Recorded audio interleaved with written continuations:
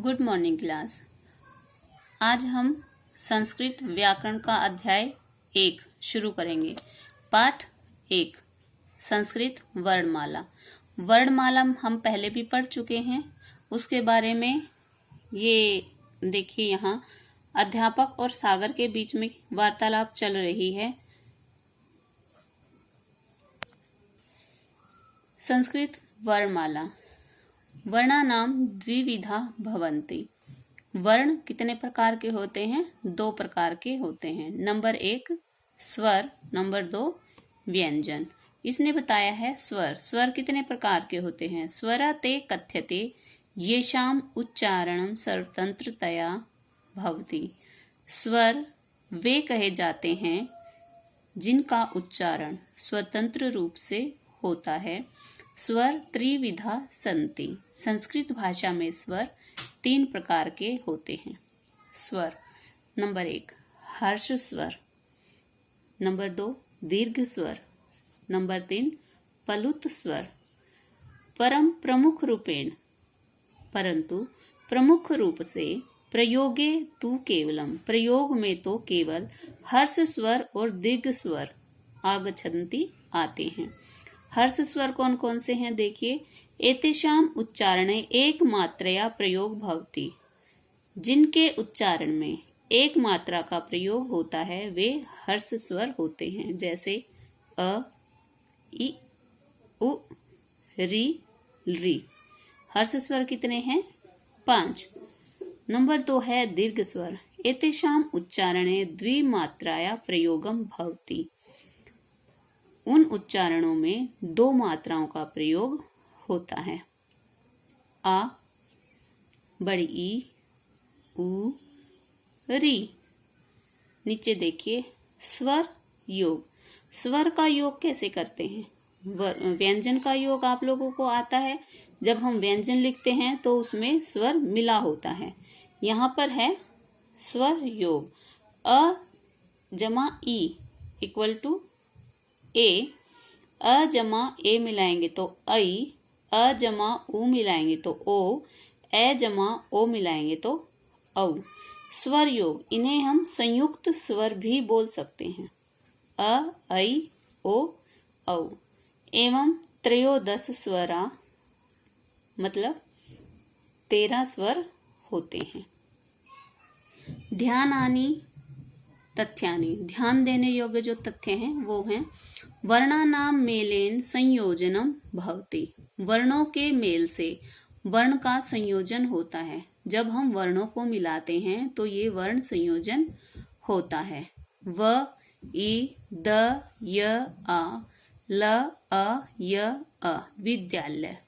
वर्णानाम विन्यासेन, वर्ण विन्यास या वर्ण वियोग भवति। वर्णों का विन्यास करने पर, उन्हें अलग करने पर वर्ण विन्यास या वर्ण वियोग कहा जाता है, जिसे आप लोग वर्ण विच्छेद भी कहते हैं। यथा, जैसे छात्रा, छ, आ, त, र, आ, छात्रा। वर्णानाम मेलने विन्यासे च स्वराणाम व्यंजनानाम च प्रयोगः भवति। वर्णों के मेल से, विन्यासे व वर्णों के मेल से होने वाला जो विन्यास है या अथवा स्वराणाम व्यंजनानाम च, स्वर और व्यंजनों का प्रयोग भवति, प्रयोग होता है। जो वर्णों के मेल से जो वर्णों का विन्यास होता है, वर्ण विन्यास या वर्ण विच्छेद जो होता है, वह स्वर और व्यंजन का प्रयोग करने पर होता है। अत्र न, र, न और जो र है, न, र, द्वे व्यंजने, 2 ऐसे व्यंजन हैं जिन्हें अ तु स्वर अस्ति, ए तो स्वर होता है। न और र जो है वो 2 व्यंजन हैं। नरह में न और र, न, र। न और र क्या है? 2 व्यंजन हैं। और ए जो इसमें क्या है वो है स्वर। न, अ, र, अ, नरह। ये जो विसर्ग पीछे लगा रखी है आप साथ भी लगा सकते हैं। वर्णानाम द्विविधा भवन्ति। वर्ण 2 प्रकार के होते हैं, स्वर और व्यंजन। स्वर त्रिविधा भवन्ति। स्वर 3 प्रकार के होते हैं। ध्यान से देखिए, वर्ण 2 प्रकार के होते हैं, स्वर और व्यंजन, और स्वर 3 प्रकार के होते हैं, हर्ष, दीर्घ, पलुत। ये हर्ष स्वर हैं, ये दीर्घ स्वर है और ये पलुत स्वर है। अनेन सह संयुक्त स्वरा अपि भवति, इन्हें संयुक्त स्वर भी कहा जाता है। वो जो हमने देखा था ना पीछे, स्वर योग कहाँ है, स्वर योग, ये यहाँ स्वर योग को क्या कहा जाता है, संयुक्त स्वर, संयुक्त स्वर भी कहा जाता है। अ ई ए, अ ए ऐ, अ उ औ, ए ओ औ। ए के साथ ई मिलाया, ए बना। इसके साथ जब ए मिलाया तो ऐ बना। अ के साथ उ मिलाया तो ओ बना। अ में ओ मिलाया तो औ बना। ठीक है, हमने स्वर पढ़े। अब हम पढ़ेंगे व्यंजन। व्यंजनानि। अधोलिखितम वाक्यम पठत, नीचे दिए गए वाक्यों को पढ़िए। पुष्पम अत्र अस्ति, पुष्प, अत्र माने यहाँ, अस्ति है, यहाँ पुष्पम दिया गया है। पुष्पम का प षटकोण वाला श और म, 3 इसमें व्यंजन है। एते वर्ण व्यंजन वर्णा कथ्यते, इनको क्या कहा जाता है, इन वर्णों को व्यंजन वर्ण कहा जाता है। संस्कृत भाषा निम्नलिखितानि व्यंजनानि सन्ति, संस्कृत भाषा में निम्नलिखित व्यंजन है, इनको वर्गों में बांटा गया है। वर्गीय व्यंजनानि, वर्गों में बांटे गए व्यंजन। क वर्ग में क ख ग घ ये आती है। च वर्ग में च वाली लाइन आती है। ट वर्ग में ट वाली लाइन आती है। त वर्ग में त वाली लाइन आती है और प वर्ग में प वाली लाइन आती है। और ये जो अंतिम जो वर्ण है, प्रत्येक वर्ग का अंतिम वर्ण क्या कहलाता है, नासिक्य वर्ण।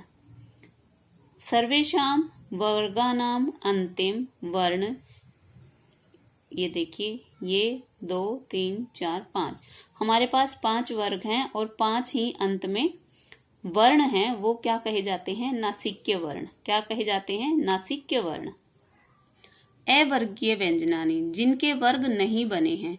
हमने पीछे देखा कि 5 वर्णों से एक वर्ग बना है। कितने वर्णों से, 5 वर्णों से एक वर्ग बना है। लेकिन यहाँ पर 1 2 3 4 ही वर्ण हैं, इसीलिए यहाँ वर्ग नहीं बना। इसीलिए य र ल व, ये वाली जो लाइन है वो अंतःसथ आती है और जो श वाली लाइन है वो ऊष्म व्यंजन कहे जाते हैं। एवं 33 व्यंजनानि सन्ति, कितने व्यंजन हैं, 33। एतानि सर्वाणि व्यंजनानि स्वर रहितानि सन्ति, ये सभी जो व्यंजन हैं वो स्वर रहित हैं। मतलब ये यहाँ पर जो हलंत लगा हुआ है, इन सभी में स्वर नहीं है। यदि इनमें हलंत नहीं होता तो ये स्वर सहित होते, लेकिन ये हलंत के साथ हैं, इसीलिए ये स्वर रहित हैं। स्वर रहितानि व्यंजनानि हल, अर्थात ये जो हलंत दिया गया है, चिन्हेन युक्तानि भवति, क ख ग घ, ये जो नीचे हलंत लगा हुआ है ये क्या है, स्वर से रहित हैं। नीचे देखिए, ये सब बना रखे हैं, ये आप लोग पढ़ेंगे। ध्यान देने योग्य तथ्य हैं जो व्यंजनों में, व्यंजनों में 5 वर्ग हैं और 2 अवर्ग हैं। कितने व्यंजन हैं, टोटल 33 व्यंजन होते हैं। व्यंजनों का उच्चारण स्वरों की सहायता से होता है। व्यंजनों का उच्चारण स्वर की सहायता से होता है।